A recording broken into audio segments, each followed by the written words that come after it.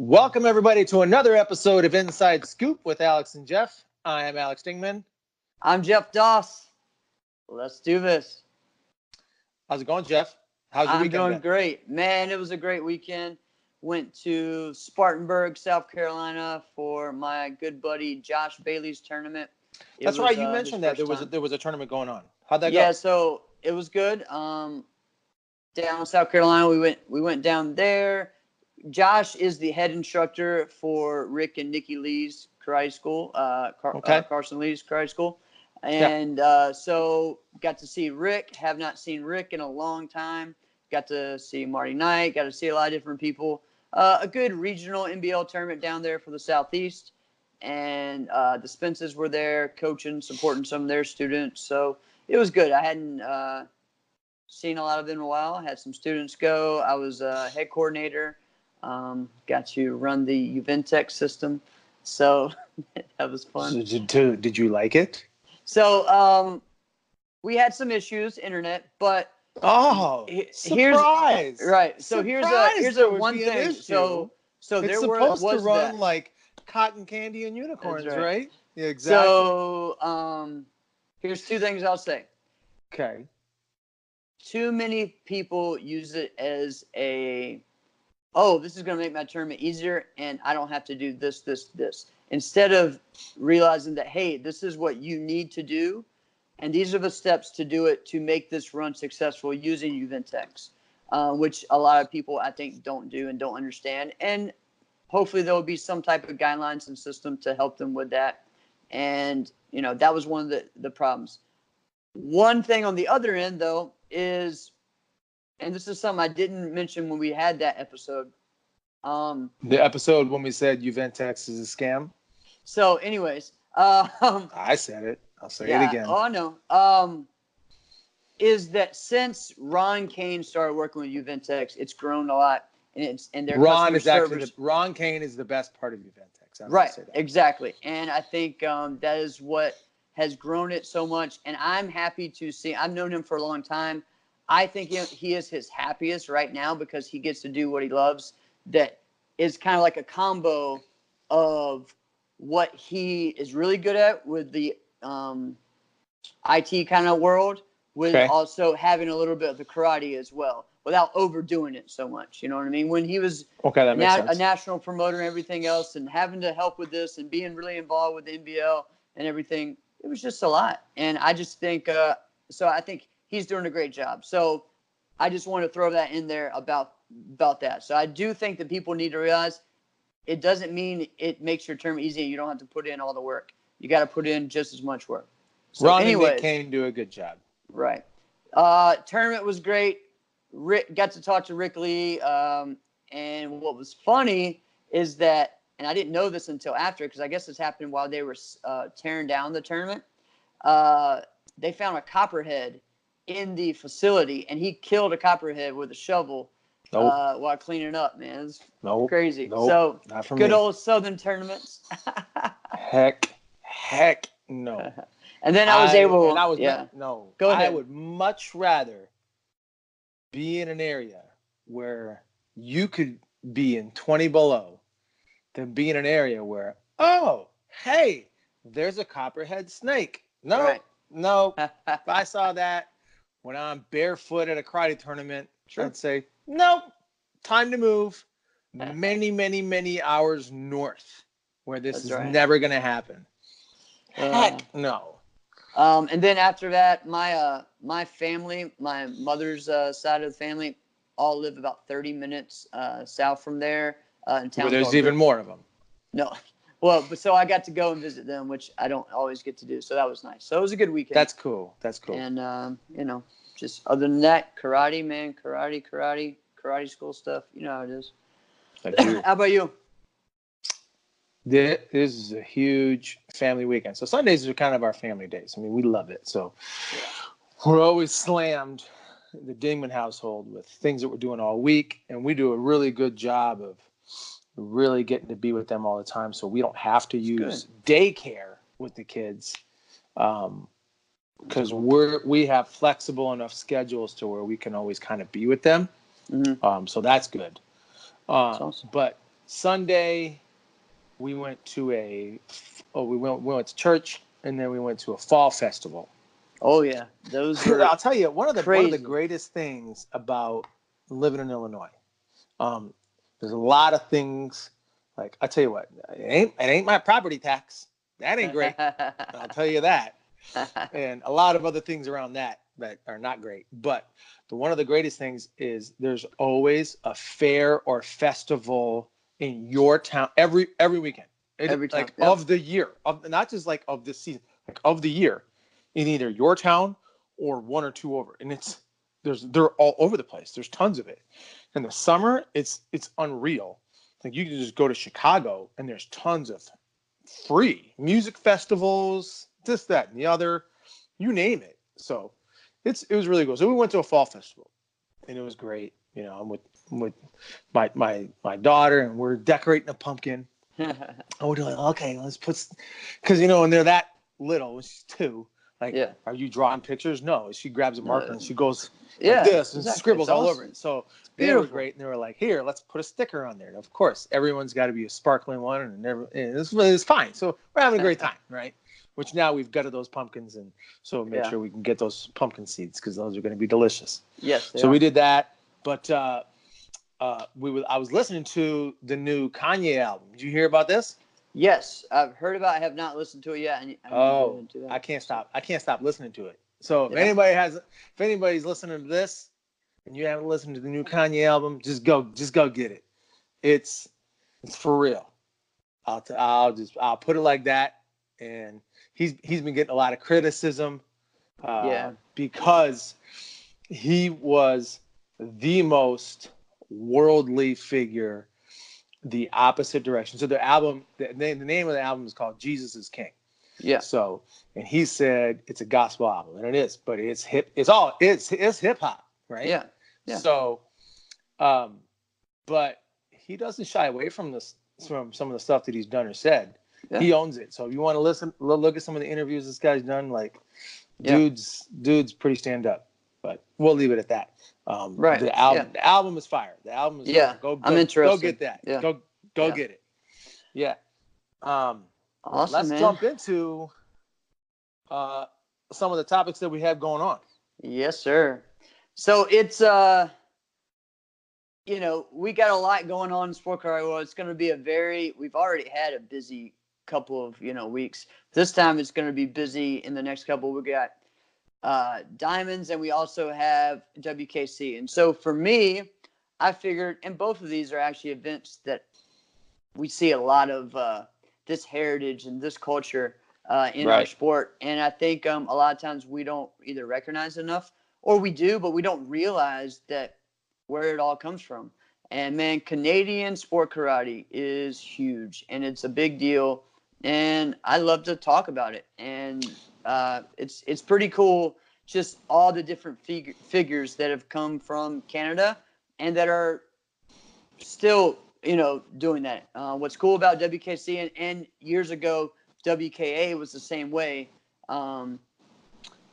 You see, like you and I were talking off air, you see the whole country come out as a big team, a big unit, and just not just one or two stars. Like their whole team is good. Their third or fourth place guy is awesome, and you get to see like the Canadian style of point fighting.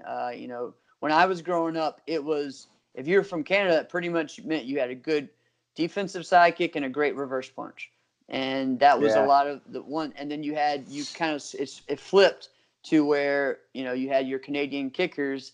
Like Trevor and those guys and are Tom some of the best ever, and Brent Beatty, some of those. So it's pretty cool. One of the things I think when people think Canadian karate, you think of one thing: bows, the bow staff, or the staff, the bow. Because there's one guy from there who pretty much everybody who's great at it has a lineage from Michael Bernardo. Yes, but there was a lineage before that too. People forget about that as well. So there's a lot of great. Well, there's a reason why we forget. The reason why we forgot about it is Mike Bernardo. He was exactly so good. Yeah, right? So good. When Michael Bernardo comes out, and you're like, and at the time, and probably 1989, 1990, And you saw what he did, and you went, my goodness. Yeah, it was so fast. Everybody said, and he knew please how tell to me sell what it. you do. And if you did bow before him, and you wanted to be great, you learned from him after that point, after his iconic moments. Correct. Yeah. So he was great. People forget that the first president of NASCA was from Canada, Caesar Borkowski. Great forms competitor. And you also had both Polides, Mike and John Politi. John Politi was an amazing competitor, and so was Mike, both great at bow. John was one of the first ones to win overall grands at Super Grands years ago. Mike has a world tournament now in NASCA. So that's just like in that late 80s. Another one that we were forgetting, John Fournette from Canada. Well, we didn't forget. No, I know. All right. Yeah, we haven't gotten into it. But John Fournette. Yeah. John Fournette, man. Great kicker, great musical was so cool. He did a move. A lot of people did this move. But he did the machine gun kick in a circle. Yeah. The machine gun kick in a circle. Right. I was like in between 1990 to 1992. If you did before karate. That, bro. Before that. Okay. Yeah. All right. Maybe I'm sorry. But you did, if you were good at karate, you did that at some point. You're right. Okay, 992. You're right. I'm like, oh, this is the cool thing to do. Let me see if I can do that. And I tried, and then of course the first couple of times I'm like, all right, I can't do this. And then eventually that was the thing to do. That was tricking. Right. Was the machine gun kick in a circle. Correct. It's true. In fact, my instructor at the time didn't do forms. He was a full contact kickboxer. His name was Scott Masterson. Right. Still training guys to this day with winning, successful, full contact kickboxing records. I would go to his kickboxing matches. And when he would win and knock the guys out, because that's what he did, because he never freaking lost. I'm not kidding you. Yeah. And when he was done, guess what he did? Yes. In the center of the ring. Yes. Machine gun kicked in a circle. That's awesome. Then he would hold the side kick up high. He would hold it. And then he would drop into the splits. Yeah. Something people would do in their forms. This dude doing it as a show after a kickboxing match. So that's I'm cool. that's about it. When who was it? Boss Rutan used to do the jump split kick. Yeah. Correct. Yeah, that's cool.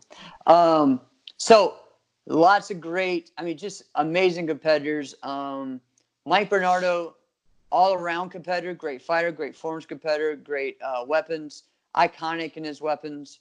But honestly, very underrated on his influence on the sport, on what he's done over the years to not only WKA, WKC, but imagine all the fighters he has and the forms competitors that have come from him. I don't know. He's very quiet. He's not all out there. You don't see him at all you don't see him at all the other events. He goes to his WKC stuff. He supports some local ones, and that's about it. Even when he's at events, though. So I didn't really know him. I never had a conversation with him. Right. At the 2017 WKC Worlds, I thought, I've never formally met him. I've never personally had a one-on-one conversation with him. Mm-hmm. And he was sitting down, and I thought, hey, let me go introduce myself. And I introduced myself, and I said, hi, Mr. Bernardo, my name's Alex Dingman. And he just said, okay, hi, I'm Mike Bernardo. And turned around and just went back on the field. I'm like, okay. All right then. Yeah. Guess that's the end of our conversation. Yeah. Right? And he wasn't being rude. He was just just him. He's just not an extroverted person like right. I'm very much an extroverted person, so I understand. Right. Now I understand. If somebody gives me that social cue, I don't force it. Yeah. Years ago, I would have forced it. Yeah. And now I've made people uncomfortable because they'll say, what the heck do I care? I'm just say whatever I want and do whatever the heck I want. And growing up, there was tons of, it was almost like the bow was invented in Canada because everyone that was from Canada did the bow. So Mike Bernardo, I'll just run off a bunch of names. Mike Politi, Rick Fukumoto, John Marshall, Brandon Kersey. Let's see, there's so many, Andrew Cabalon, so many from there that did the bow that were able to elevate it. Jeff Joslin, great, amazing bow. Many ones. You want to hear something And wild about that? So what you mentioned is like Canada was Bo. So much so that, okay, before that time period, that early 90s time period, there would be many martial arts schools that did 0 weapons. Yes, okay? exactly. National Karate, our school, was one of them. Yep. Right? At that point. And so the people before me, they get to talking, they're like, maybe this isn't a fad. Like those guys literally thought it was a fad because they were Taekwondo based martial arts, which doesn't have weapons. Right. So they said, all right, maybe we should get an expert in here and have a show and have him show us something. So guess who they brought in? I would say Mike, but I don't know. Mike Bernardo. Yeah, right. Of course. They brought in Mike Bernardo. All right. So I talked to Mike Politi about this, and actually he was saying, so they brought in Mike for the open, and then they had a traditional one that they brought his brother in, John. And they all did this years and years ago in like early 90s or something. And that was how they started those forms, in their system was doing that. So that's how we did. We didn't come up with them on our own. No. Mike showed us the first couple. And then we're like, oh, okay. Yeah. Now that we've learned enough, and we've been doing this for a number of years, a decade and a half, 2 decades at that point, we're like, okay, maybe now we can do something. So you're so right. Look at that. Like, I don't want to pat backs or anything, but like NK's been around a long time and has been pretty influential, had a lot of schools. Yeah. But couldn't do that without the influence of Canada. That's pretty awesome. See that? Really awesome. You see that? It's cool. Yeah. I mean, so that's one end. As far as seeing Mike as a coach, I mean, let's just name off some of the great fighters he's had. Go for it. Claire Kokoza, Tom Roberts, Russ Taylor, Mark Mansour is from Dubois. But those three. But then there's that. You might as well get into that later too. Yeah. How do you say his last name? Duver? You have it better. Let's go. It's spelled, if you were in America, it is spelled Duveris, I guess. Duveris, yeah. Duveris. But it's probably not that. Yeah. It's probably Duvois. So those guys, I would say that's like the two-headed kind of Duvers. Okay. Is that who it is? Duvers? Yeah, okay. Duvers. So that's like the two-headed like sparring, was Duvers and Bernardo for that area. And we can go back later on as well. Oh, we will. Yes, but you're talking about two schools that have just, thousands of WK and WKC world titles, and then you're talking about Drivers has Mark Mansour, Robbie, who's one of the top 5 maybe. I don't know. It's hard to say. That's what's so cool about Robbie. He's not stopping. He ain't exactly. You just say he's not stopping. Brent Beatty was from Bernardo's school. The Fortunato and Dominic, the Aversas, were from Duver's school. There's so many. Fortunato was someone who beat Pedro before, won Waco titles before. We're talking about a legit, guy. And right. Dom actually was more active on the circuit and beat a lot of people. And then we didn't even get into the other side of like closer to Niagara Falls area where you have someone that like Trevor that came out of, Danny Griffin that was from another area. There's so much, man. It's just Chelsea, Well, who would you say? Like, all right. Fighters. We can't forget Ben Stewart as well. This guy's won on every world circuit there is. You're going to say, all right, these are probably my best 3 to 5 fighters from Canada. What are you saying? Trevor, Robbie.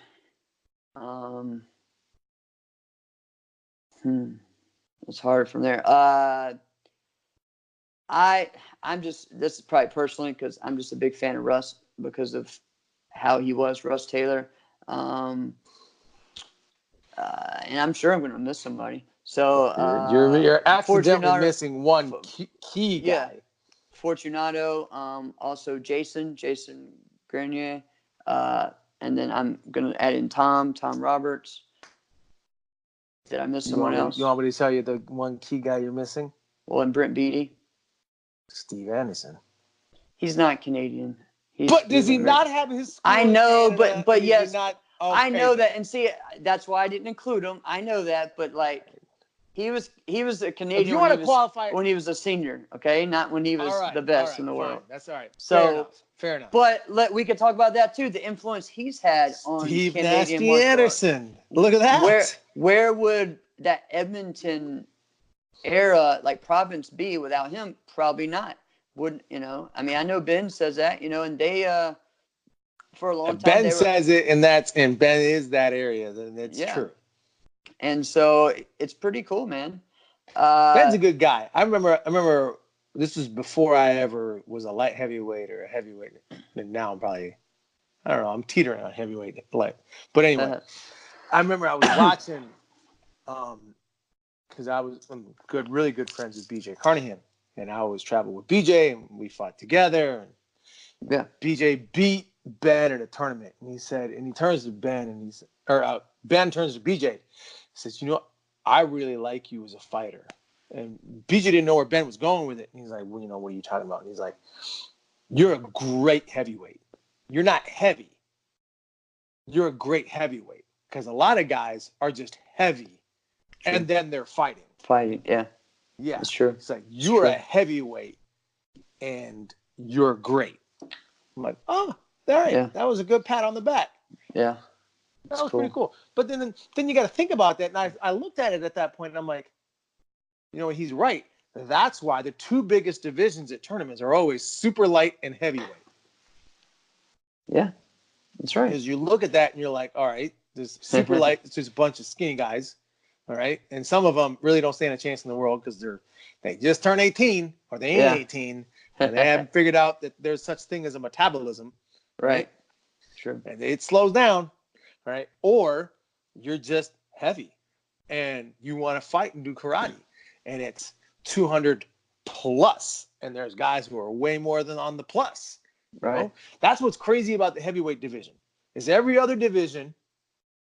It's like a 10 pound, 15 pound, 8 pound increment. You could be 207 and the guy you're fighting is 235. Mm-hmm. Yeah, it's true. Yeah. 280. There's what the heck else are you going to do about it? So, right. And of course talking about another great heavyweight, Rene Perot. One of my favorite continuous fighters to watch and to see. Loved seeing him do set fights at Quebec City for years. Same thing with Sam. There's so many. And we haven't gotten to the women, I was gonna say when you named your top five, you just said the men because my top five. I thought we said men, but I don't know. I know. My top five would literally go Trevor, Chelsea, Robbie, Claire, Jason, Grenier. Right. Jason Grenier. I look back more. I'm a little more old school on that too. Like I always, because for me it was like who was for me growing up, the toughest fighter at every tournament for years.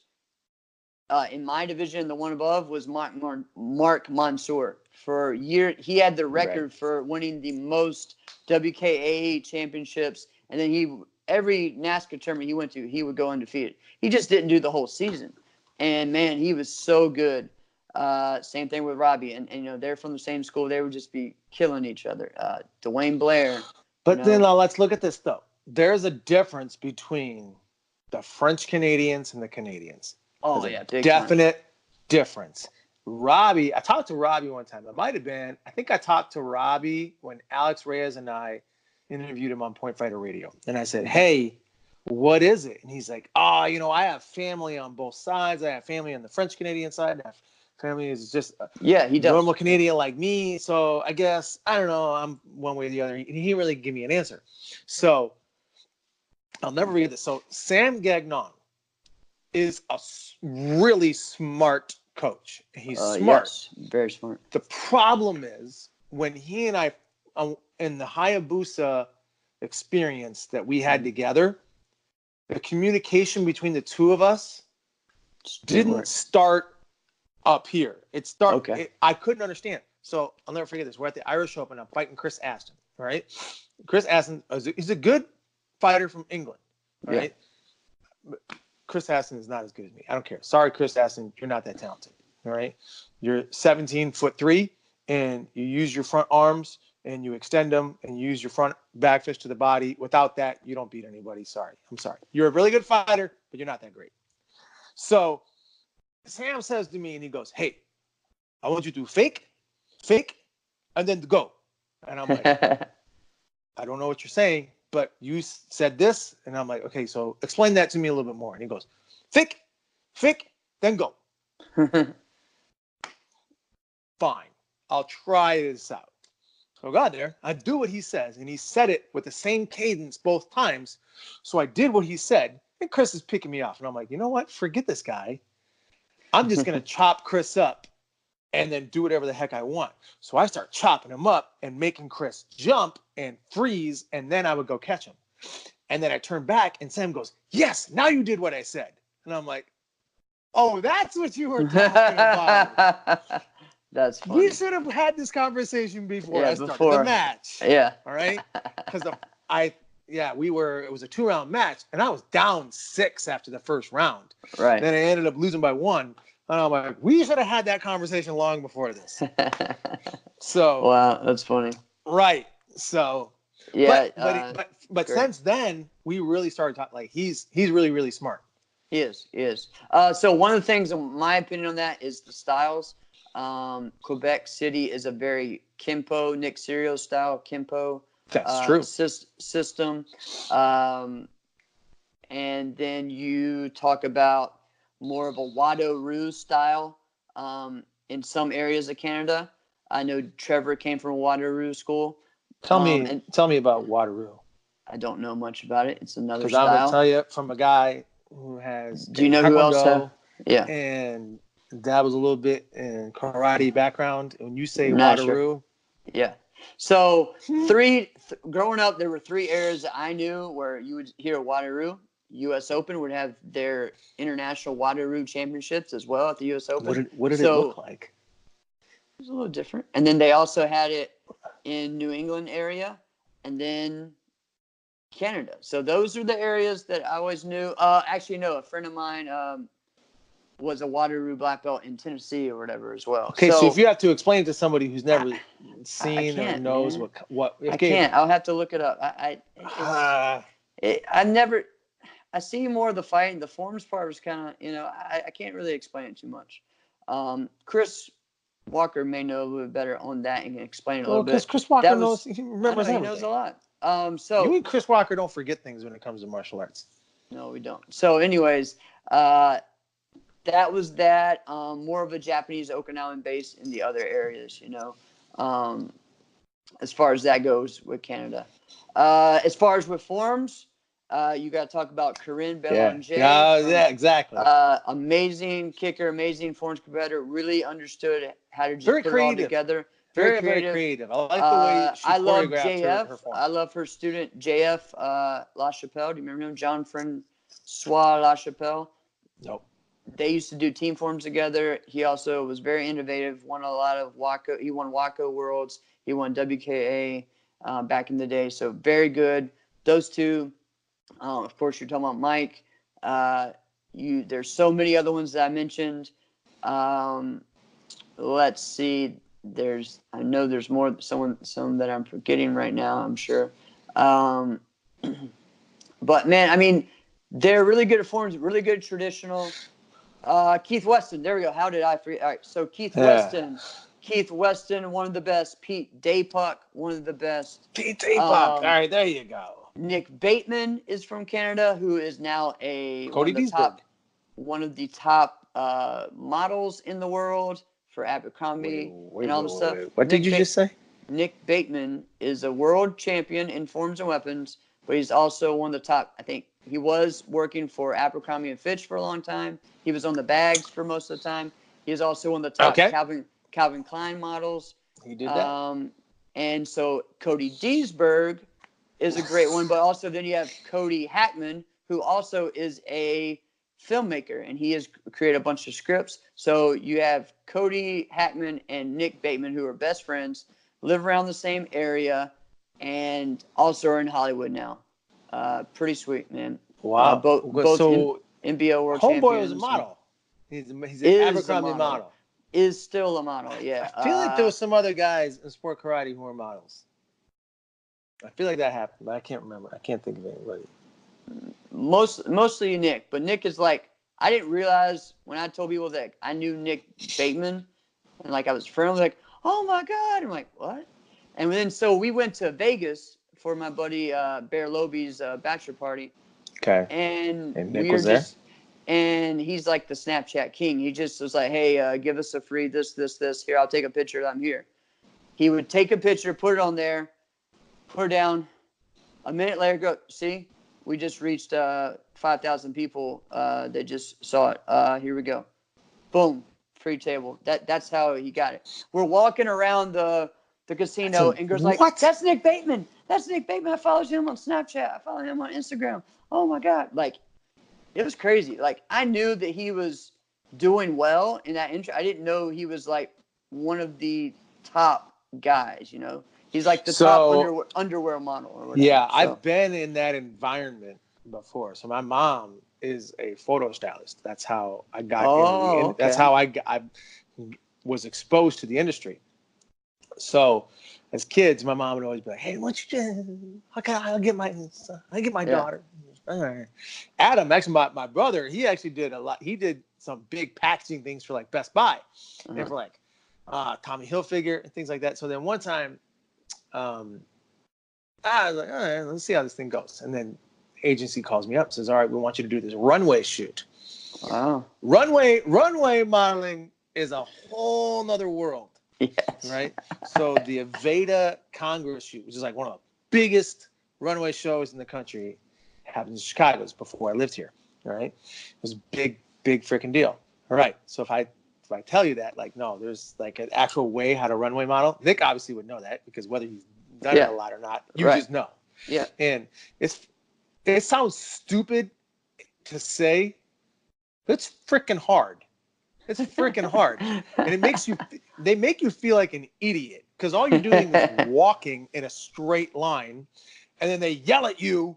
We had to have rehearsals and practices and all sorts of stuff. All this stuff. And I'm like, literally all we're doing is just walking in a circle, right? This is all we do.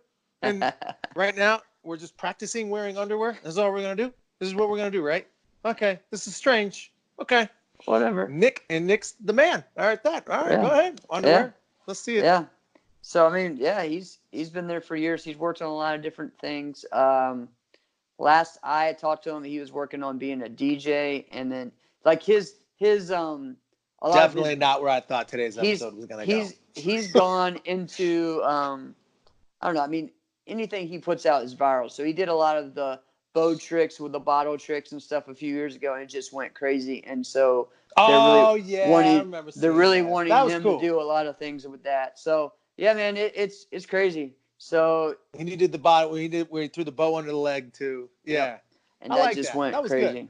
Yeah, it did. So that was his move that he always did, and there you go. Yeah, man. So much rich history. I'm sure we're forgetting some people, but man, when you go to WKC to come out again is what we need. Right. Who was some of your favorite fighters or toughest fight? I mean, whichever. Let's say 3. My toughest fighter was probably Jason Grenier because I fought him the most. Okay. All right. My toughest fighter probably would have been Trevor if I had fought him more, but I didn't. So, but that's probably one of your favorites to Trevor's one of my favorites of all time. Me too.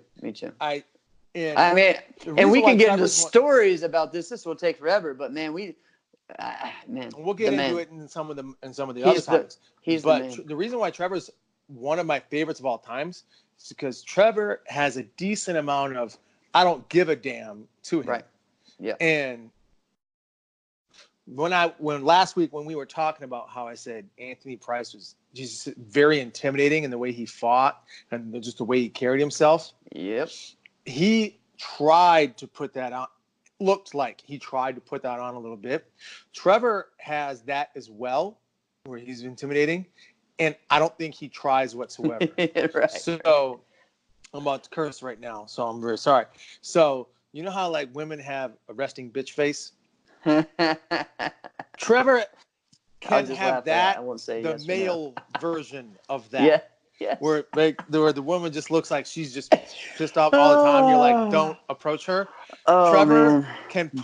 he can have that personified very much So so. as a teammate of Trevor for many years, and a good friend of mine, I used to have to like explain to people how he wasn't that bad of a person. You know, like Okay. I remember having to explain that no, that's just the way he looks. Like, no, he's a cool dude. Here, come hang out with us. We're gonna go hang out with Trevor. Oh no, we're good. We don't really want to hang out with Trevor. We don't like him. Like, what? But he's super cool. He just scares me. I'm like, okay, get over it. Like, what? But that's it's funny. Man, I for years. Okay, so I don't know what it is. People still, I'll go up. People like, so how is it? Are you still in like this weekend? Someone asked, do you still live in California? I'm like, I never lived in California. What are you talking about? Why do people think you live in I California? don't know. A lot of people think that I'm from South Carolina. For years, everyone thought I was from Canada. Why? Because I was on CJB, and for a while we were known as like the Canadian team for a little bit, right? There was another French Canadian guy who was on the team, not CJB but Wazaroo, Maxime. Yeah. Maxime, yeah, that's right. Yeah, that dude was cool. Right? Yeah, so I mean, we had every type of Canadian we could on our team. Absolutely. It was great. I loved it. It definitely just, you know, I get that way though. I started saying a lot when I was around them all the time. And let's not forget David Bassinet. Yes, David Bassinet, man. One of the best. Who was it? Right. And he was an active competitor up until like not that long ago, right? Right. Just a few years ago. Mm-hmm. Right. So here's a strange one for you, right? This is a weird thing. Of all the tournaments I've done and been active at, I've never fought Robbie. Really? Right. I could see that though. I mean, it makes sense. But you're on the opposite ends, but right. But then they started adding in the super fight and the open weight and the teams. Okay. Right. And so you're like, all these opportunities that never happened. And here's why. If we were fighting teams, he was on All Stars. If there was All Stars and Jason Burley was on the team, you were fighting, yeah. People were like, well, who wants to fight him? It wasn't who wants to fight Ray. Right? No. It was who else, yeah. Because Jason would have the ability to, like, you might tie him, you might beat him by 1, or Jason could beat you by 18. Yep. Right? That was what would happen, right? So I was like, I got Jason. So, and I was saying this to somebody, like, there's 2 people I'd never fought before, the 2017 Diamonds, and we were fighting the All Stars. I never fought Jack. I never fought Jack. I never fought Robbie. And I'm like, oh, this is gonna be. I'm gonna fight one of them because I had already fought Kevin one time to that point, right? So I'm like, oh, this is good. I have to fight one of them, right? So, and I fought with Greg Betlock and Elias Lemon. First time I'd ever fought with both of those dudes at the same time. So Greg's like, let me go first. This is going to look bad. I haven't fought in feels like a decade. And then Robbie goes out. I'm like, I kind of wanted to fight him just to see what that would have been like. But that's okay. So, yeah, I fought Jack. That's cool. And then the All-Stars beat us, but that's okay. They were hot. We were not. Yeah, man. All right. How many times have you competed in Canada? Where I was a competitor in the country of Canada? Right. 0.0. Oh, you never went to Quebec? No. All right. No, so and like a couple years ago, to Bernardo's 2016, I wanted to go to Quebec. Yeah. So I've been to, let's see, Canada when it was a NASCA. So it was called Canadian Open, but it was Bernardo's tournament in '99, right. And that was awesome. Lots of fun. Won that event. Why was that one no longer a NASCA tournament? I think he went to NBO the next year. I mean, he switched back and forth. He made that decision? Yeah, right. Yeah, I think. Okay. I mean, he flip-flopped a bunch for a while, and that was something, Bernardo was more focused on the international competition, in my opinion. And so we did a Team Elite USA versus Canadian national team, their WK Canadian national team, as the set fight. It was awesome. It was how they ended the tournament. One of the most intense things I've ever been a part of. That whole place was going wild. Lots of fun. We won every – it was funny. I think we won every fighting grand, but then we lost to Canada in the team fight. And they had an awesome team. And the place was probably shaking. Oh, it was insane. So, yeah. I mean, their team, they had Trevor on their team. It was his first year as an adult. They had Renee. They had Dominic Aversa. They had Russ. Russ Taylor was on there, and I'm thinking Tom or maybe Matt Perrins was on there at the time. So they could have switched anytime. Great team. I may be missing someone, but this was in '99. Ours, we had Jesse Ray, Frank Jones, Akin Williams, Freddie LePan, and I think Doug Bertram was our team at that time. So we had a great team as well. Lots of fun. Oh, no, Chris McBride was on there. So we had a pretty awesome team as well. So it was intense, man. I loved it. That was cool. That was when we were in Toronto. Then Quebec City is one of the coolest tournaments ever. I had the pleasure of winning the Grands there, and that's still probably my favorite trophy I've ever won. It's just this big, cool, glass piece that I can put stuff in and make it look cool at the karate school. And then this year, the WKC Worlds is in Niagara Falls, but I think it's on the US side. It's on the US side. Yeah, it's actually where SMAC always is. The SMAC tournament, I think that's where it's located. That Sheraton, very nice place. I think it's cheaper to do it. It's cheaper to do it on the US side. For them, yeah, it is. But how about for everyone involved? Well, yeah, probably so. Yeah, probably so. It'll be a good area. It's gonna be cold, so. But other than that, it's gonna be cold everywhere, man. Right. So that's pretty cool. Yeah. Well, we can move on to the next. Yeah, let's move on to the next topic, which is gonna be exciting. The Diamond Nationals. Yes. I'm jacked for it. It's in a few days. I know. I wish I could be there. Pumped. I'll be there. Yeah, it's gonna be. I'm excited to see what's gonna happen for me. Yeah, I'm gonna be there. I'm gonna try to interview some people and see what they feel about the inside scoop, how they feel this thing is going. But I mean, we gotta make some predictions. What we think is gonna happen. Yes. All right. So I heard. So here's the tricky thing. A lot of people have to make a decision. Are they going to the WKCs or are they going to go to the Diamonds? You don't have to, but some people are. Yeah. Right. Because the Diamonds is the first and second. Right. But then WKC Worlds is you have to be there and weigh in by no later than the 3rd at night. Right. Is that Sunday? Is that Sunday? So people could do get a good flight and get over there. There's some people close to me in my group that are going to do that. Yeah. So that's what's happening, and I think the Plowdens are going.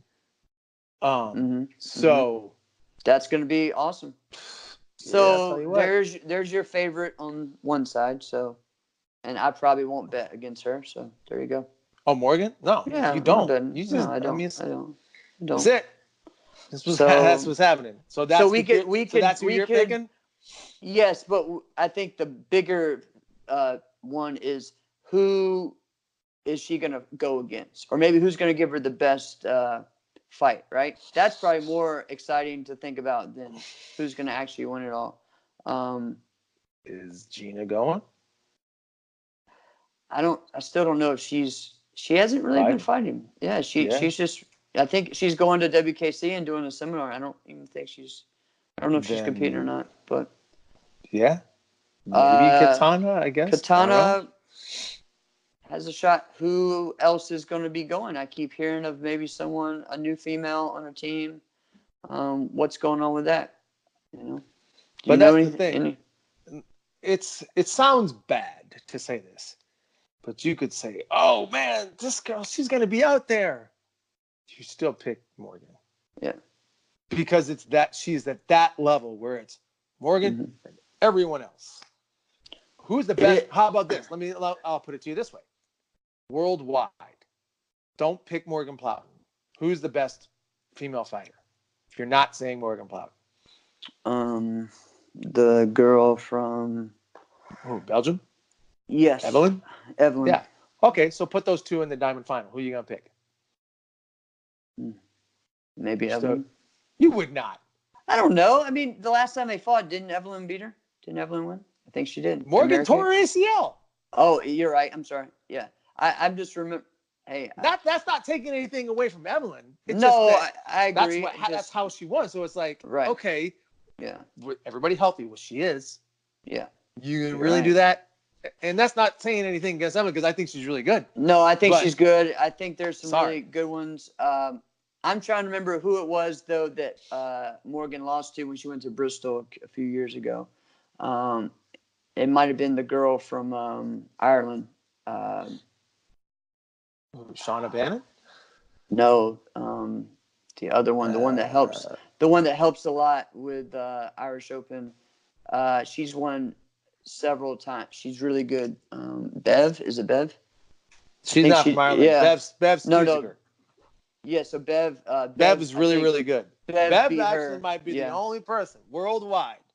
But I think, all right, if those two matched up against each other, Bev would have a legit shot. Bev should have fought in the Irish Open final, multiple times. But Bev got a bad. She got dealt a bad deal a couple of times. Right. She made the Final Four and should have made the final, but didn't.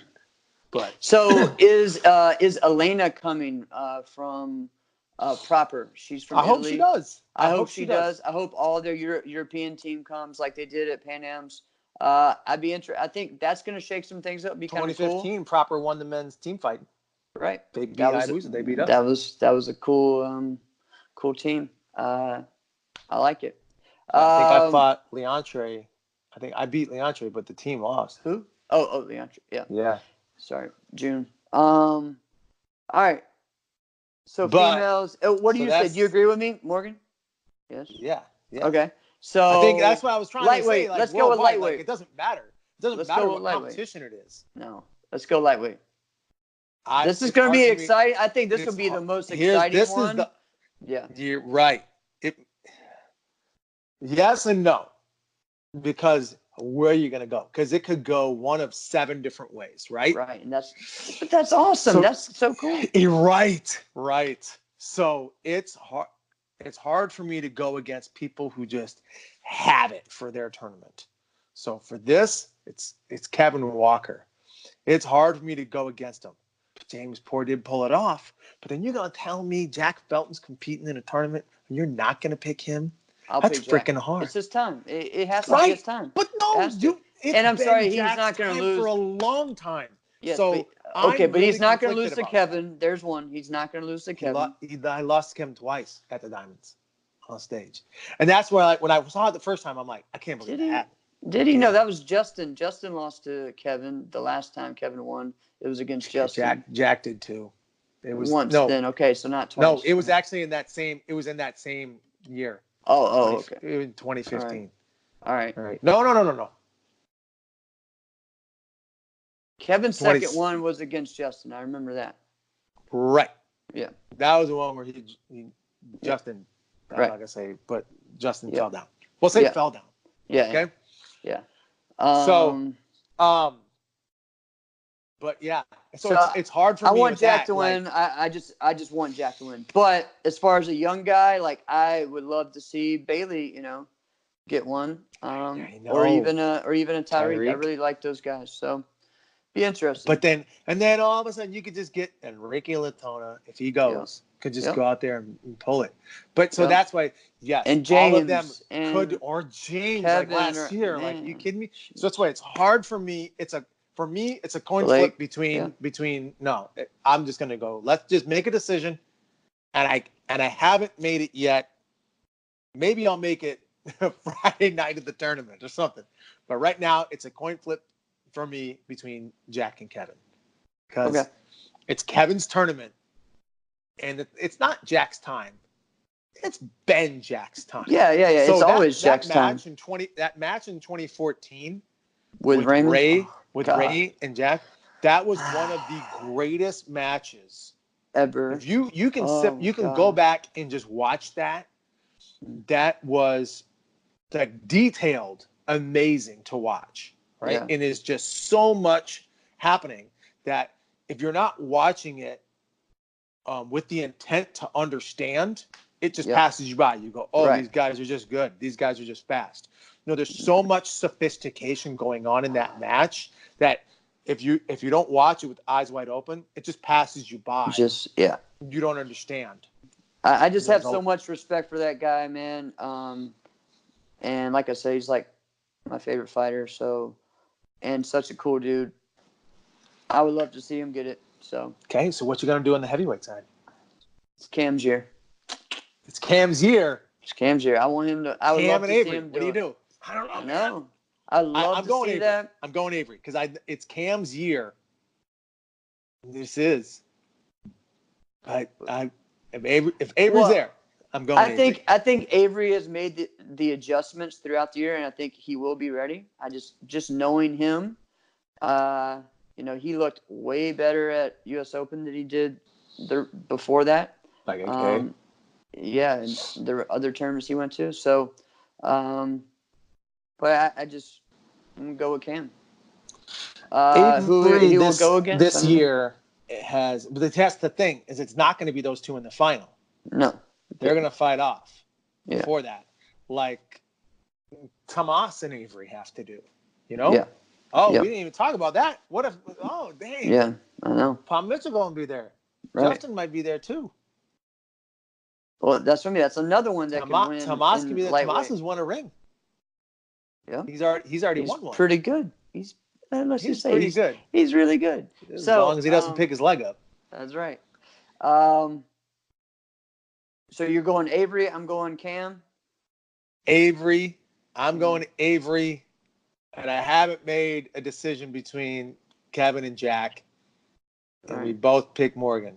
All right. Men's teams. What do you pick? Oh, God.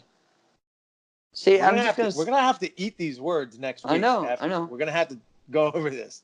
See, it's hard to go against Dojo. I think they have it figured out. But who is Jack going to team fight with someone? Is Impact going to do? They're all stars. Are they going? Yeah, but who's going to go with them? Who else? I mean, Kevin and Jack. Who else? Isn't Robbie going too? Oh, Robbie. Okay, maybe, but at some tournaments this year. But at some tournaments this year, well, then if Elijah's going, that may be my pick for the lightweight overall. So you go ahead and pick that. I'm not picking. I'm just saying. But anyways, this year they've put like Jack, Elijah, and Avery together. They've done that several times. That's a pretty interesting team. I don't care if it's a pickup team or not. That's an interesting team, and I think that can beat some of the other ones, like a Proper team, like. Proper is still figuring out which of all their 20 people to use, Right. They just need to do teams. It's hard when you have a 3-4 teams, bro. When you have a team that's that big. Yeah. And it's hard. I hate when teams are that big and they're constantly switching. That was what was hard growing up with Elite. It was the same thing. And same thing with Metro. Metro would have their one team. You knew it was going to be the Brady's and Mafia, but then you would have their others that would be like feeling dependent on who was there. For us, for a while, when it was Elite, it was Jody, Jesse, and Hector Jr. That was the three. Correct. We knew it was going to happen. The other ones would kind of flip back and forth. And honestly, it's stressful. Sometimes the other teams did better, and you just don't. You just don't know. Like I think one of the better teams more successful ones was a weird team like Akin, Joe Alexander, and Frank Jones. Like That's just a Frank random Jones was team. legit, Yeah. man. Oh, he was Frank awesome. Jones was legit. I love Frank Jones. But that's the thing is, when your team's that big and you're like, ooh, what are we doing now, coach? Right. It's hard. Like, and yeah, I get it. Like, just go out there and fight. It doesn't matter who you're fighting. Correct. But I at least want to know who my guys are. That way it helps me mentally prepare. And that's the thing about team Here's fighting one of the things that people just forget. People don't process information the exact way the coach processes information. If you don't understand your people and your personnel, then what are you doing managing a team? Right. Because now you're just you can only manage clones of yourself. And if you want people to be clones of yourself, then go ahead and get those. But you called me to be on your team, or you called them, right? So if you called them to be on your team, that is who you get, not a clone of yourself. So here's one thing. You can tell, all right, especially if someone's on a big team like that, right? That person who did not fight at all in team fight or did not get the start, it's almost a 75% chance they're going to be on fire the next day. Dude, that happened with Greg Betlock and Paul Mitchell all the time. He was the guy that never fought in teams. Happened with Trevor. Used to happen with Mark Nadeau when he was on Elite for a few times. There's so many ones, man, where they did not get that start, and you know what? They held it. Had the chip sitting right there. Yeah, and they went and killed it that day. You know, I think that's something to look for, especially a team like that, like Proper. They have a huge team. So all right. So what's your pick then? What do you mean for teams? I'll go with TD. Whatever the Dojo, unless there's a team Dojo Bell. A All-Star Pecs. Unless there's an All-Star Pecs. If there's an All-Star Pecs, I'm going All-Star Pecs. I don't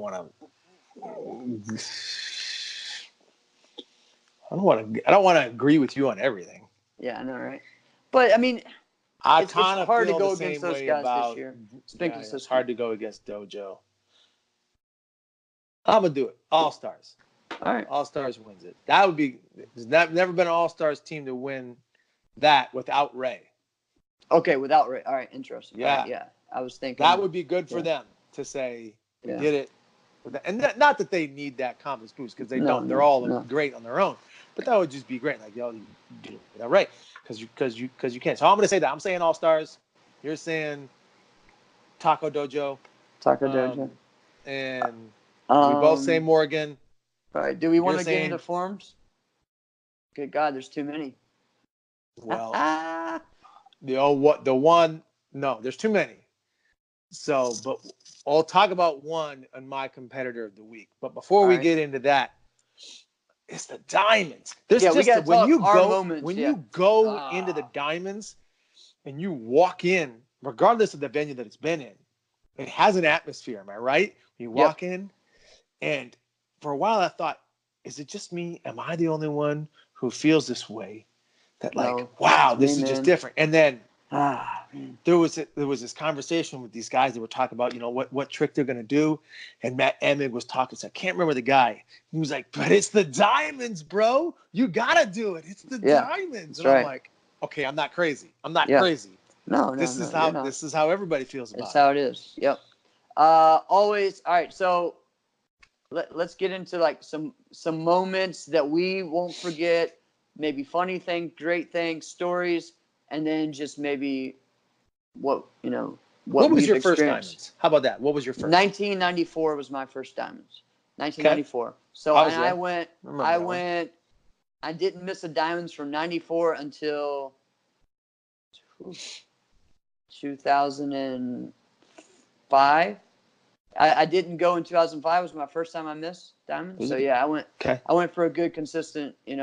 One of my favorite tournaments. Like I said, I won.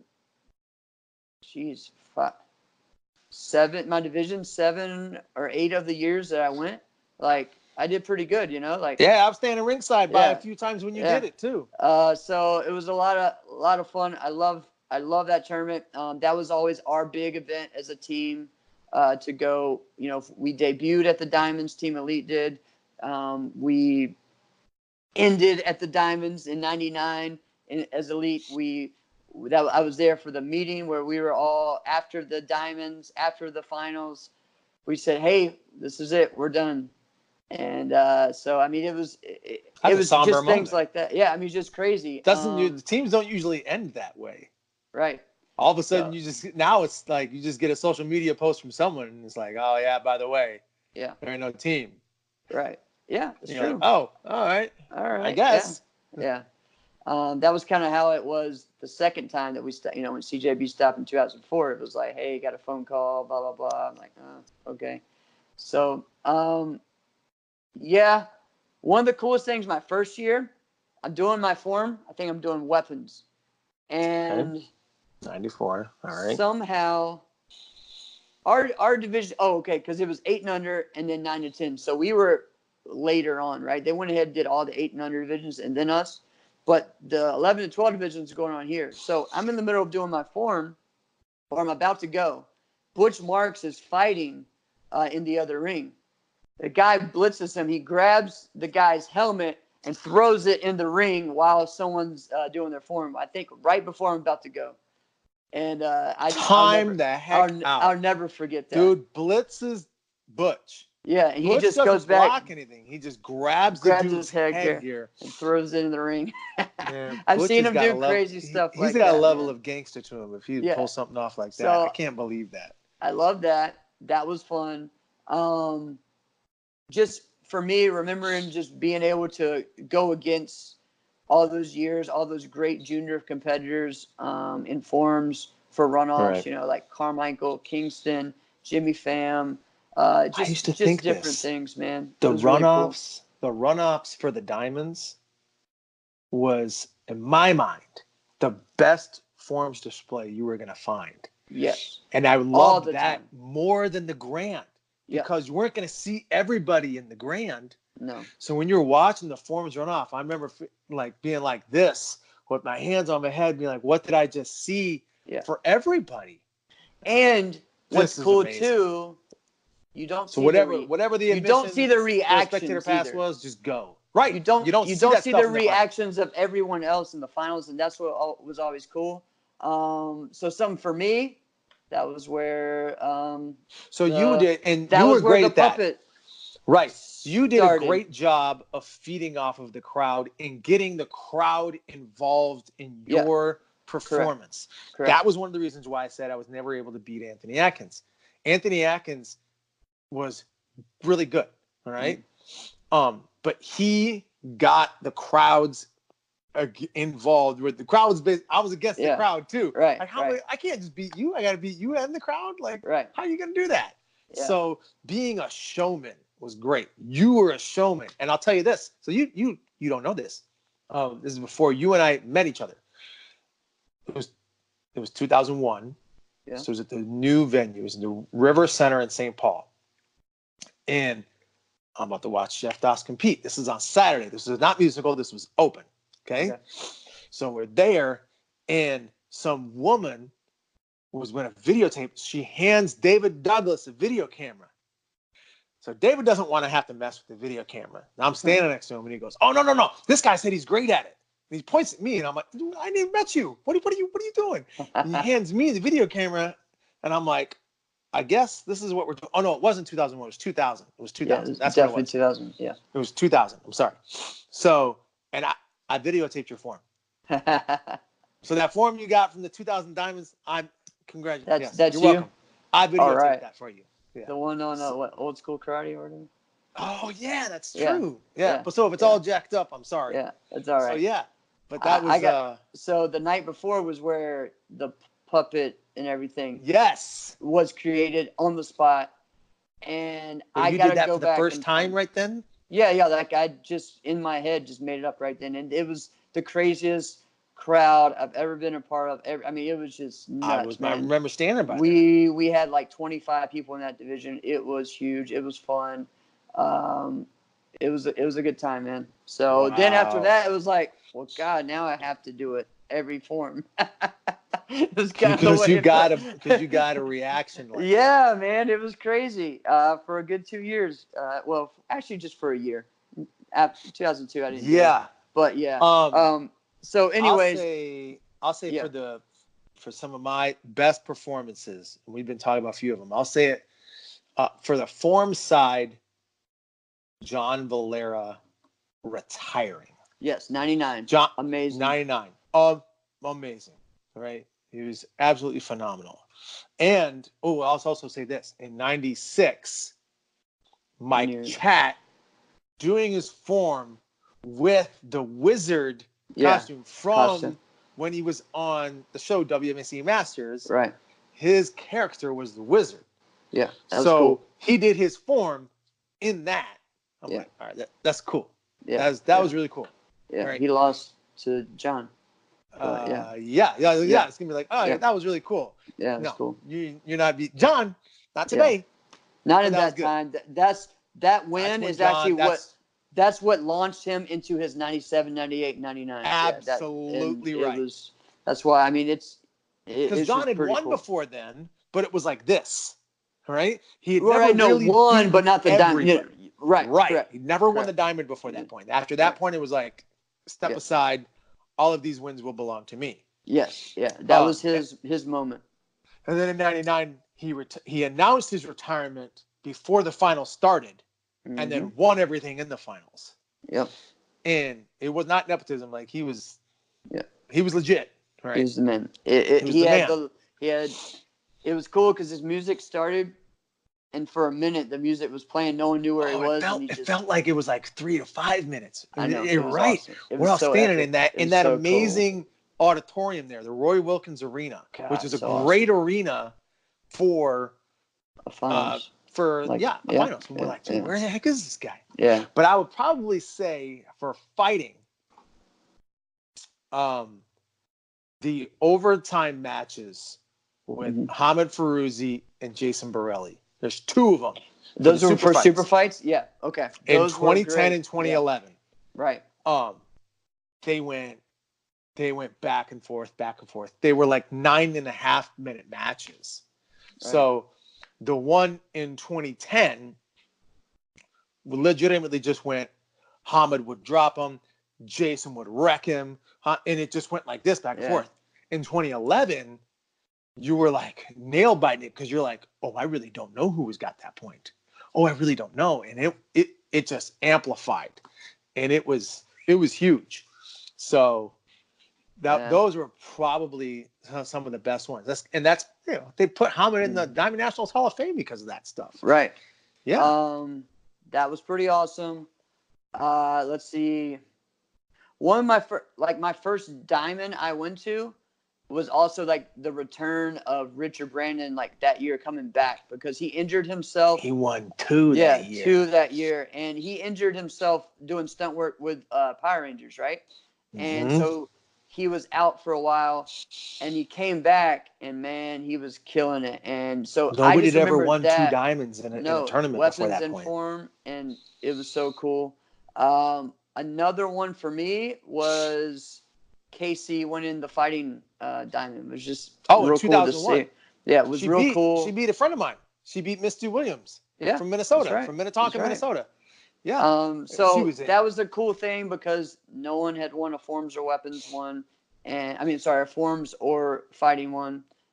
So she was legitimately jumping up and down on the stage. Yes, it was legit. It was legit. It was really cool. For me, the next year in 2002, having Jason and Trevor in the final as Team CJB, as a teammate, it was what we've always wanted and never got to do. Like we won the team fighting title 3 years in a row at that point there, which again is just epic. People don't do that. And to finally be able to get one of our guys to win a diamond and then to have both of them on stage. And then, of course, moving on to the next few years where it was them always 4 years in a row they fought each other. It was so cool. Yeah. That was something. For me, I wasn't there. Actually, I'll tell you this. Between 2002 and 2006, between 2002 and 2006, there was not a men's fighting diamond that didn't have either Jason Borelli or Trevor Nash in there. Yep. Wild, huh? Pretty wild. Let's see. Yeah, because the final for 2000 was Raymond and Jason, and then the final for 2001 was Damon and Raymond. So yeah, so I mean, we always had no. Time out. The final in 2000 was Raymond and Brian Ruth. It was. Okay. It was. Oh, got it. Yeah. All right. So, anyways, Jason lost to Raymond on stage. Yeah, got it. Yeah, but you're right. I'd stopped watching after that. I didn't care. Anyways, that was cool for me. Upsets were really cool. Like Reggie Perry beating Preston. Right. And not that Reggie Perry wasn't great, but I remember thinking that was Preston's year. That was Preston's year, man. I mean, he was, also that same year, Claire, Claire won in 2005. Claire won in 2005, but there was another one that I was going to talk about that someone won. Maybe it was Casey that I talked about for like her winning was just a rare thing. Well, how about we mentioned her? How about Katana? Right. Katana Everett, and I know the CTE mentioned that as well. Yeah. But Katana's fight, when she won the diamond, she was just, and she should own this. She really should. She should be like, I was just another really good fighter from Minnesota, from NK, and that's what she was. Right. She beats Gina Thornton. Yep. That was her tough match. Not that Raylan's not tough. I mentioned this before, but it's not a tough strategy. Right. She wins. She wins the ring, and I'll give Katana that credit. From that point on, she has elevated her game 4 or 5 levels. Big time. Congratulations, Katana. Big time. The 1 year ago was Dave McCumber winning the diamond. The 93 diamond. 93. He did that weird thing where he would do when he would do the standing kick, he would do the 1, 2, 3. He did it with his finger, and then he would do the kicks. I actually thought that was strange. Yeah, well, hey, it worked for him that year. But I always liked Dave. So many cool things with that. For me, my personal thing was finally being able to get on stage at the Diamond Nationals after all the years of winning so many first places, doing this and that. And also, I had a chip on my shoulder about finally getting Korean, like real Korean, the way that I want to do it and showing good kicks on stage. And then guess what? I ended up being the very last performance of the Diamond Nationals. And I was surprised of how big of a reaction I got. I mean, every time I kick, the whole place was like, oh, and I was like, they don't even know me. Like, no, but they're all Minnesota. I know. The people who are sitting in those seats, they're all Minnesota. They're all, and most of them are NK. Yeah. Right? So when they it's just a culture there. When the Diamonds Finals is there, you go. You don't sit back and it's another final. No, you go. You're there. Yeah. It was cool. It was a big deal for me. So I will say, Kalman Choka's blindfolded. Yes, that's what I was double gonna say. Sword. Yeah, I wasn't there, but greatest. Man, is the greatest performance that's ever happened at the Diamond Nationals. The single greatest, and he announced his retirement right before that performance as well. Yeah, and yeah. He should. So, he didn't get all 10s. Cool. I don't think he did get all 10s, but he someone should punch. But you're also talking about he was going against Matt as well, which is pretty awesome too. So right. No, I know. Yeah. Matt didn't win a ring. Yeah, I know. Not in weapons, no. I know. So many cool things with that. I mean, love seeing that performance, and we could go on and on, but it's an important event. One thing that I remember, because years ago there was only a few tournaments that used to do team forms, and Diamonds was one of the first ones. Right. That was the first time in 1993. Mike Chat and John Valera did their first ever team form, and also at that same tournament. It was a strange one though. I remember that one. I know, but and then they brought it. Then they did it years later, but that was the beginning of that, And also Jimmy Pham and Carmichael did a team form once too, so it was pretty cool.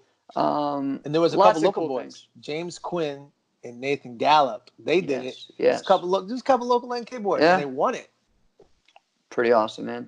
Yeah. So competitors of the week, because we could go on. You and I could talk about. We will go on. It's funny because we're the complete opposite of CTE. They're like, yeah, I've been to Diamonds once or twice, or I didn't go until 2004. We're like, man, we started our careers doing this, man. Chris mentioned this in yesterday when we were on. He was talking about how Wally did him dirty and. Oh yeah, I watched that whole thing the other day. I was thinking the same thing. Chris was winning. Like he was winning 3/4 of that match. Like he was putting the whoop on Jason. Not if and then Jason did come back out with like 3 or 4 kicks to the head. It's like not if you watch that video. Right. If you watch that video, you would think it was 28-0 Jason. And even what was the fight before that? Was me he and fighting Chris. you? And honestly, they had better stuff of you on that, I think. I was here's why I was starving myself to get down. All right. When I heard that, like, all right, you got to get down below 174. At the time, I was close, and I'm like, I could do it. And the only reason I thought to do it is because, like, I don't know, like a year or two before, like, they lowered the super fight weight or raised it, something like that, to where Elias was a lightweight and he won it. And I'm like, oh, dang. He's so tall. That was the weirdest thing for me, seeing that. But the reason why they did that, here's the reason why they did that. They did that to justify seeding Jason Borelli. Just Jason, they were like, we are seeding Jason Borelli as a lightweight no matter what. And when they put him on the scale, they're like, I guess that's the cutoff. And Elias was in that. And he won. Anyway, so I'm like, I'm going to do that. And then I drew Chris first round, and Chris beat me. I was trying. I tried this one. This happened one time where I reached. Chris must have seen it coming, and we fight an open stance. I fight right. He fights left. Mm. And I thought he was going to kick, and I went to do a huge backhand ridge hand, and he must have seen it coming because he leaned back, and I whiff. I mean, I hit absolutely nothing, and I'm totally committed, vulnerable. I'm about to get smacked, so I keep rotating and throw a spin kick. Chris catches the spin kick. He catches it on his shoulder. And I'm like, oh, crap. Not only is he going to hit me, he's going to knock me down and he's going to hit me. So I take my other leg, swing it up while he's holding me, and I scissor his neck. Oh, my God. Right. This all happens right in the moment. And Chris, he slips out of it, and I just fall to the ground. And I'm like, it was horrible and awesome all at the same time. Chris beats me. Yeah, that happened. There you go. Yeah, but let's go into the competitors of the week. I'll go first. My competitor of the week is Jackson Rudolph. Jackson Rudolph he's the only person I'm like, if I'm gonna pick someone to win like a forms ring, it's Jackson. Right. Jackson's gonna here. Spoiler alert: Jackson Rudolph is gonna win the weapons diamond. I don't even know if he's going. If he's not going, they should just mail it to him, right? So Jackson Rudolph is the greatest weapons competitor the world has ever seen. I don't care if you disagree; it's the truth. All right, it's like amazing. Jackson, but Jackson's amazing. So I don't think I've ever geeked out about a forms competitor like that. And there's really nobody else. It's not like, oh, it's Jackson. And there's this. No, like I only feel that way about Jackson's form. That's it. He's the only person. So I've really felt this way and felt like, no, it's not comparable, right? Reed did the double bow and he did it extreme, but he'd been doing the same form for years. Jackson should have been owning all those weapons diamonds. He really should have, right? But Reed does a really good job of being your favorite. I'm your boy next door. Don't I look amazing? Don't I? And he plays it to the crowd, and everybody loves him. Like, oh, isn't he such a swell guy? And he does it, and you feel like, oh yeah, he's got to be the guy, and you give it to him. Now I'm not taking anything away from his performances. I really don't want it to look like that. He also puts that on. Okay, and Jackson just owns it. I think Jackson, was he ever on the team? He was on Lauren Carney's team. That's the one. Change the game. Change the game. Change the game. Yeah. And I feel like when he was a junior, like really young. Like was he super skinny? Yeah. So at one point, no, you're thinking of someone else. No, I'm thinking of somebody else. Yeah, I know who you're thinking of. I can't think of his name right now, but yeah, that's not him. All right, this other person I'm thinking of, because I'll never forget this. He did the yeah. He did this thing where he had the bow in front of his body, and he crisscrossed his arms behind him. Yeah. And was so skinny, he was able to hold his bow like that with either hand. So that wasn't Jackson. No. Because I was going to say, Jackson looks like he's done anabolic steroids since then, if that was the same person. All right. No. Jackson, I think, is younger than him. So, okay. Yeah, so Jackson, pretty awesome, pretty amazing. Just taken the bow to a whole nother level, and has also been someone that has taught a lot of great, like he continues on his legacy, in just what I was going to mention. So yes, I like Jackson. Him and I can sit and talk all day long. I don't get that way with other competitors, so because I feel that Jackson respects the history and the sport about it, so I like Jackson for that. His mom and I we will sit and talk forever as well. She is a great lady as well. So I always just, like when they have good parents, you know what I mean? That they're on the right path. So it's pretty cool. So yeah, love Jackson Rudolph. Do you think he's going to win it? Do you think he's going to win the diamond as well? I don't know, man.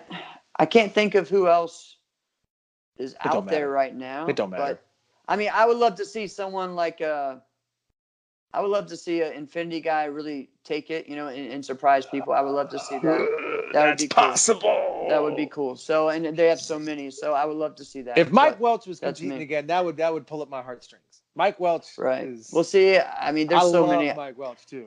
I love, my boy Alex Riggs. Would love to see him pull out a good performance. Connor, I think Connor's still a junior though. Connor Chastain. Yeah. I think love watching him. Love watching him, but you also have Jordan Bonneberger gave him a little bit of trouble. Yeah. But so would love to see that. Yeah, we'll see. All right, my competitor of the week, it's the family, the Tankson family. So Larry Tankson, one of the best lightweight fighters of all time, one of the best instructors of all time, in my opinion, has a great just teamed in, school. One thing I will just to let people know how awesome this guy is.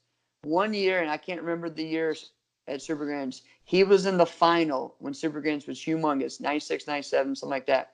Okay. He was in the final for his 18-plus division, 35-plus division, and 45-plus division. He was in the final two, and he fought all those and was in the finals for all that. So he had several fights, and you were talking about 3 double elimination divisions.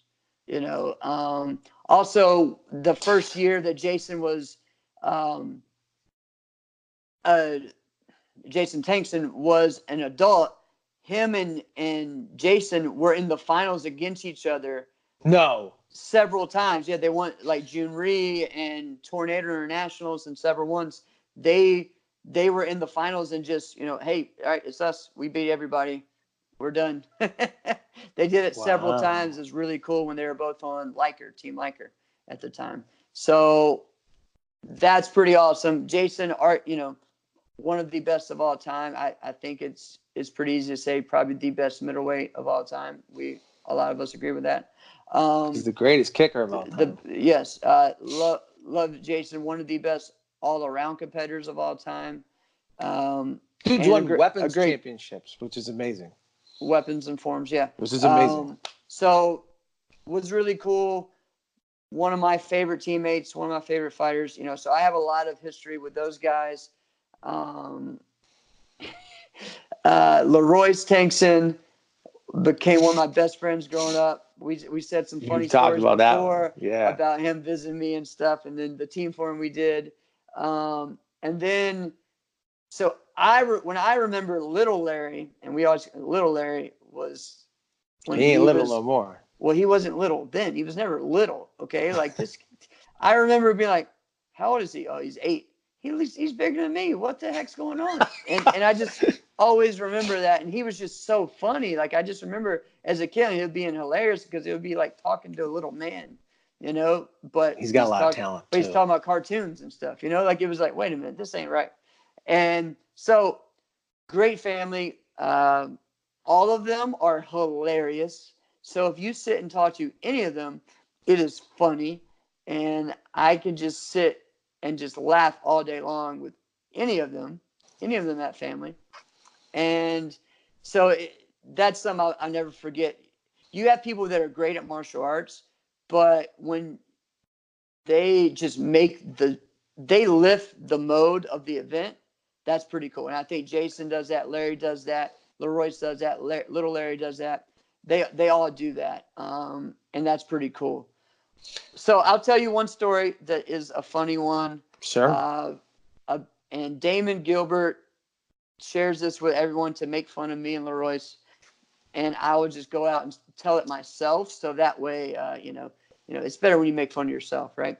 I guess. So, now I want to hear this. So Super Grands was in Panama City that year, and it was Thanksgiving week. So I didn't get the whole week off like a lot of people did from college. This was my first year of college. So I couldn't leave till a little later. So I haven't gone home. I haven't done any of that. I haven't gotten a haircut since I started college. And we're talking about November. So my hair is pretty long. I don't wear my hair long. So I'm like, man, I didn't get a haircut. What am I going to do? I'm trying to freak out, get it. Like, it's a big deal for me. Like, it's like a ritual. I have to have my haircut before I compete at a big tournament. Time out. You have to do that? That was, for a while, it was like that. Like, I thought I need to be ready, Also, I'm there for a week. So imagine if it's bad in the beginning of the week. Okay. How bad then it's going to be. All right, I'm with you on that. So I find trimmers. I'm rooming with Mallory and Damon. I think they're hair trimmers. They're all beard trimmers. I got beard trimmers. Oh. So I'm in the bathtub and Leroyce is cutting my hair. This is the best. With beard trimmers.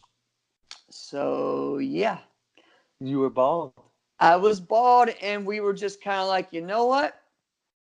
Let's just take the guard off and just go all the way over it and just go bald. Oh, I don't know if I would have done that. So we did that in my head, and then Leroyce feels so bad that he's like, you know what? I did this to you. I'm going to do it too.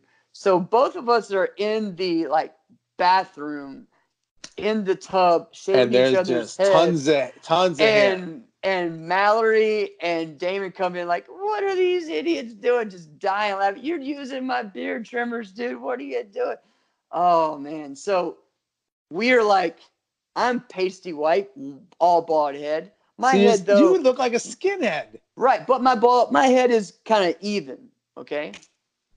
Leroyce's is not. He's got a hill and everything, and it's got a divot in the middle. And oh, man. Yeah. So we go downstairs and see everybody, and I have my beanie on because I'm not gonna, and what are you doing? Take that off, and everyone was just laughing at us. And I remember Chris Malera's card telling us we look like half an Oreo. Oh my God.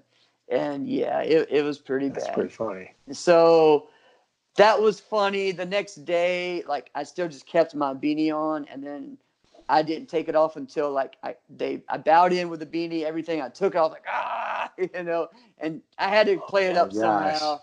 So, but we're talking about windy Panama City in November on the beach. It was freezing. So that was a fun little story. I mean, we have everybody does it at one point. Everybody messes. Everybody tries to mess with their hair, and they take a beard trimmer. Bad idea. They know what they're doing. I did it.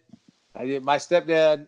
I took his beard trimmers, and I was what was that? I think I was 16 or 17, and I'm like, I'm gonna just clean it up a little bit, see if I can, and then you make an accident. And the beard trimmers are unforgiving, and then you're like, well, I guess I did the same thing. Guess I got to take this whole thing down. And oh man. Yeah. And he laughed at me, and he's like, it's almost fitting because he's like, everybody in my family has done that. Now you've done that too. Okay.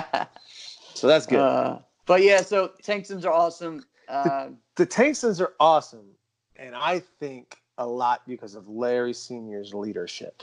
Yep. Larry Sr.'s leadership does not end with the last name Tankson, or Borelli for that point. No, there's a lot of great people he has influenced. And his guys can be competitive anytime. Right now, anytime. Yep. And they're great. Great friend of mine, Dewan Brown, was just chatting with that guy the other day. Yep. Awesome. He wanted to. He could go in. He could fight and be competitive in any tournament right now. I mean, it's like that. Yep. But there's a lot of other people like that. Jake McGinnis, Rob Jackson, even guys who aren't in school all the time anymore, like Marquin McDonald. These are all guys, all black belts of him from his school that are high end, really good martial artists. Right. Oh man, there's a super fast, talented one. Someone beat Hamid in the last tournament he was in. Oh, Isaiah. I forget his last name. Well, and see, Davey Anderson, awesome fighter. There you go. Look at that. So many. And one of the things people forget too, and maybe don't know, like his guys were great at point, but man, they were even better at continuous fighting. Won Super Grands. I think 5 of his students won continuous titles. And I mean, he had 6 people there or something. I mean, it was just like legit. Like they were awesome. Leroy to me is still one of my top 5 continuous fighters ever. He was just so good, a little ball of energy. So. Here's what. This is a little story that Dewan was letting me in on. And so he's like, "No, I got to go put my cup on." This is one time before training, and I'm like, "You always wear a cup?" Because some guys just don't wear them, right? And he goes, "I wear it at every class I ever go in," and I'm like, "What do you mean?" And he goes, "I don't do a karate class without wearing a cup." And I'm like, "Come on now, really?" And he goes, "Yeah, I don't put on a karate uniform without a cup and not wear a cup." And I'm like, so I'm trying to just tell me rationally, how does that help you? And he goes, "No, that's not the reason." And he goes, "You might mess around and you do something and they kick you in the groin." And I'm like, "Excuse me, come again?" What was that? What? And he goes, "Yeah, that just might be a thing. That might be what happens. So you might, and it might just be someone that liked the way you were acting. You had an attitude, and you're supposed to wear your cup anyway. So if I kick you here, it won't be a problem, right?" I'm like, "Oh man, now that's a whole nother kind of toughness. You gotta work on."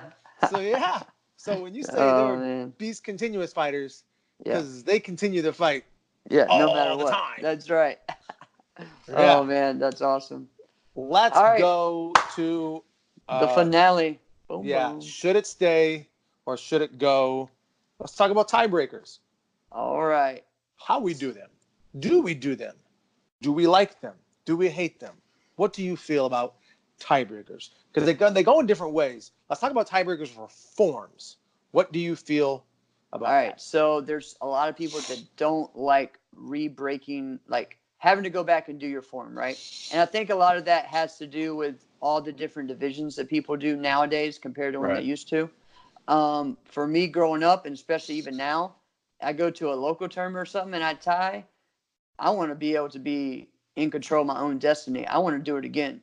I want to go out there and do my form again, you know. And there, I know Chris and them talked about how it used to be this, that. We at our tournaments now, still in local tournaments, especially in Virginia and in North Carolina, you have to do it. You have to do a different form if you're a black belt. There's no if or that. You have to do a different form. You do a form.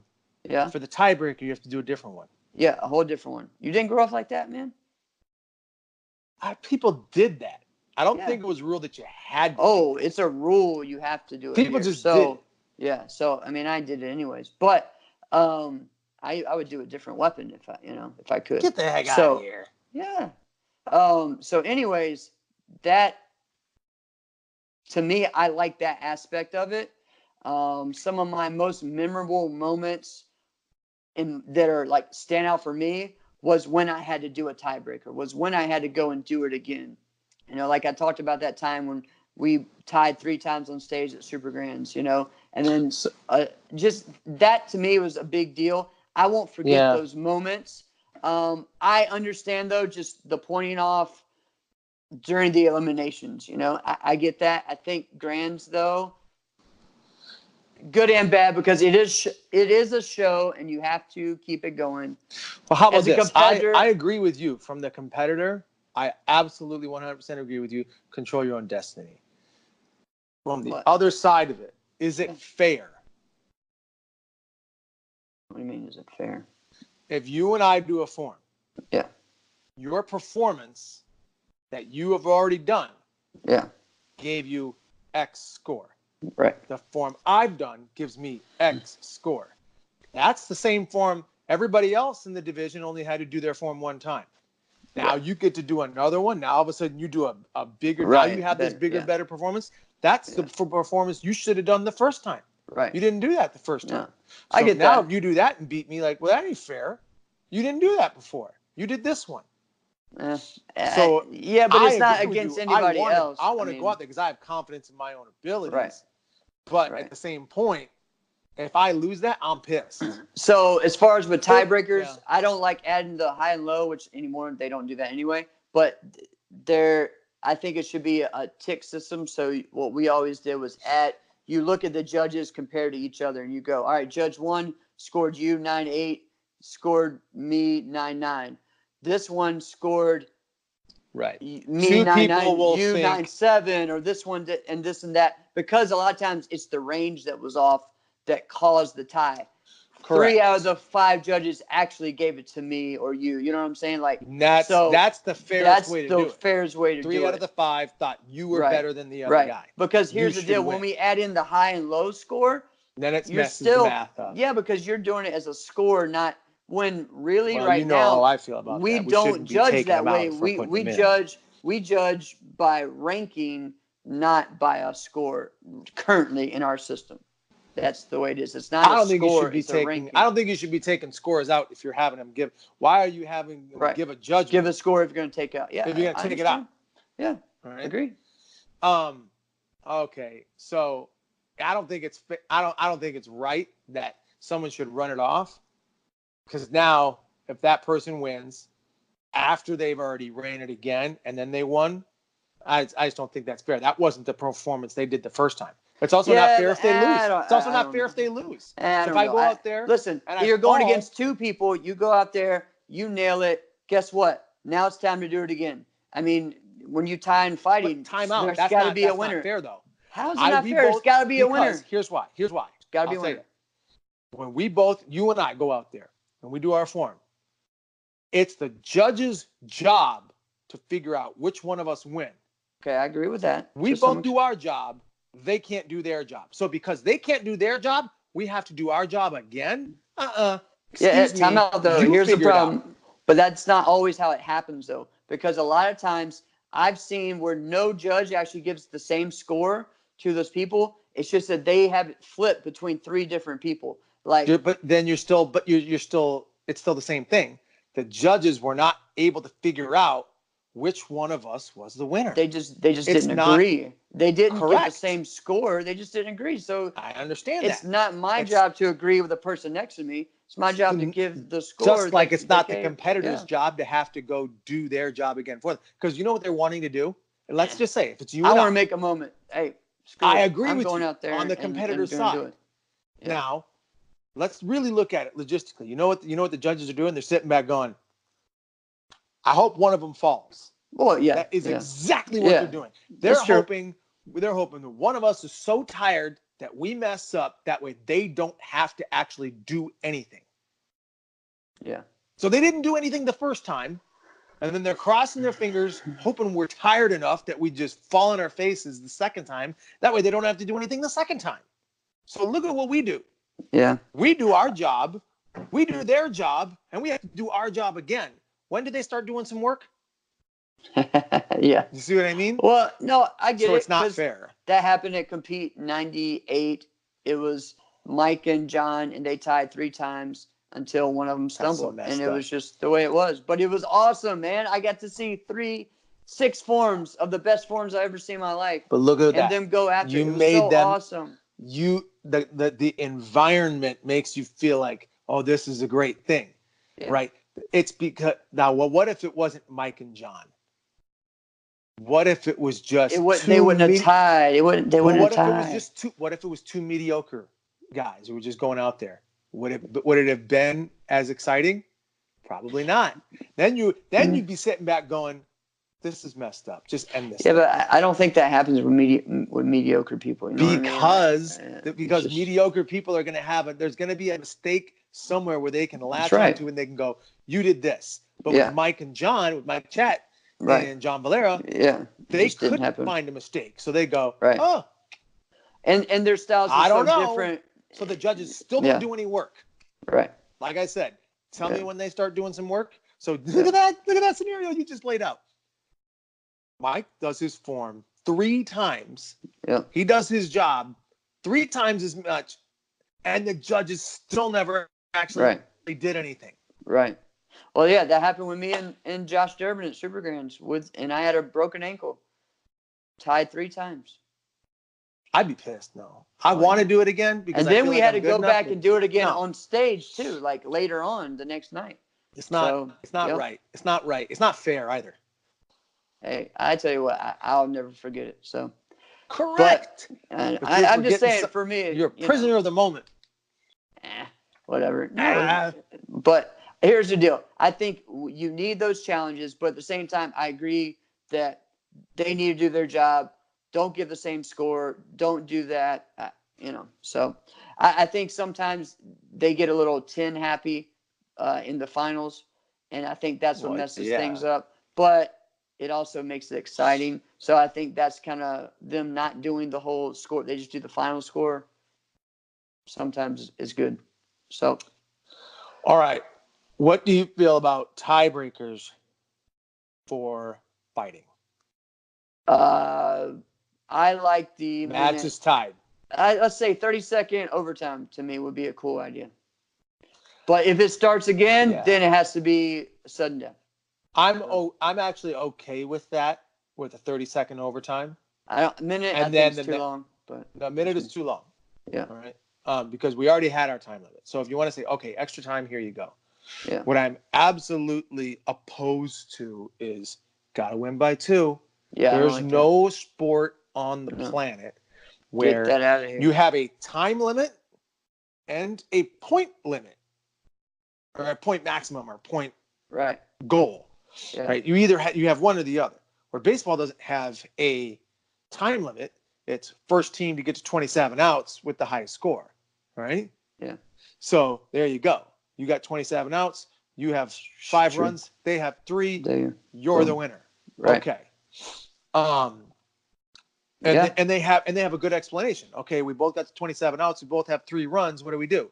There is no winner. You just keep going until one person does. Okay, I don't love that about baseball, but it is what it is. It's easy. It's easier to explain. All right. Say that there's no such thing like that in any other sport. I don't care what it is. Maybe it's cricket. I don't even know how to rules of cricket. I bet you it ain't that. No. You see what I mean? So I don't like that. I agree with you on that. I know we both agree on that. One thing I never liked growing up was that in continuous, it would be NBL continuous would be like points total, and several times we would end in a tie. I never understood that. The tiebreaker would be first point wins, and I hated that because I'm like, we're not doing point. So that was something I didn't like. Continuous rounds though, and when you do the voting and all of this, that, and then you end in a tie, that's a little weird, but it should just be 3 best out of 3. Anyway. So with fighting that goes into overtime, and this is just like what you were talking about with the forms fighting, or with the forms overtime. The more exciting ones are the ones where it's got to win by 2. That's where we talked about. But I don't like we were talking about great diamonds moments. With the fights with Hamid and Jason. Yeah. In 2010 and 2011, where it just went on and on and on. It was like a 9.5 minute match. Yeah. And you're like, oh my gosh, this is amazing, right? If you're the person who loses that match, when you were up by 1 when time ran out, you got robbed. You should have won, and you were forced to fight like 7.5 more minutes because of a messed up rule. And it ain't fair. It's not right. No. Right? So I agree. So we're pretty much in favor. We agree a lot on this. We have little bits of, but yeah, man, it's It's been a great episode because I like how we've kind of gotten into a lot of different things, and we've gone on about, like, we've realized that, man, there's so much more to talk about diamonds. We could do 6 weeks on that. Well, we're going to talk about it a little bit next more, week when we a have lot to go more over about the Canadian winners. karate. I think some people start looking up, your Canadian martial artists, your Canadian sport karate people. Look them up more. There's some great ones. Chelsea Nash, Zoe Brown doing an awesome job. So pretty awesome, man. Yeah. All right, next week. Next week we're gonna Review, do a Diamonds review and a little bit of WKC preview. Well, they'll be it'll already be going on at that point, so we'll know a little bit. We'll have some kind of info. Pretty awesome. This will be great, and then we're gonna have. I don't want to drop who it is. We know who we're talking about. We're gonna have a guest speaker soon. I'm not gonna drop it until it's awesome. There. But y'all have got to listen to every single episode of Inside Scoop, because we've got some major ones coming up. We've got some great guests that are coming. Jeff and I are going to drop our lists. We're running out of time. Yep. And we want to do a Q&A as well. So start letting us know. We want to do a Q&A sometime. That's going to be cool. And before we go, I totally forgot to do the shout out. This shout out today is my good buddy's birthday, Robert Hamid Ferruzzi. Everybody knows him as Hamid, but Hamid's actually his middle name, right? His first name is actually Robert. So most people just call him Robert. So he knows if anybody says Hamid, he knows, like, all right, if he hears Hamid, it's just all right. Now he knows how to address these people. Right? So awesome. It's his birthday today. Happy birthday, Hamid. Happy birthday, Hamid. Okay. This has been another episode of Inside Scoop with Alex and Jeff. I'm Alex Dingman. I'm Jeff Doss. And we'll see you guys next week. Yes, sir.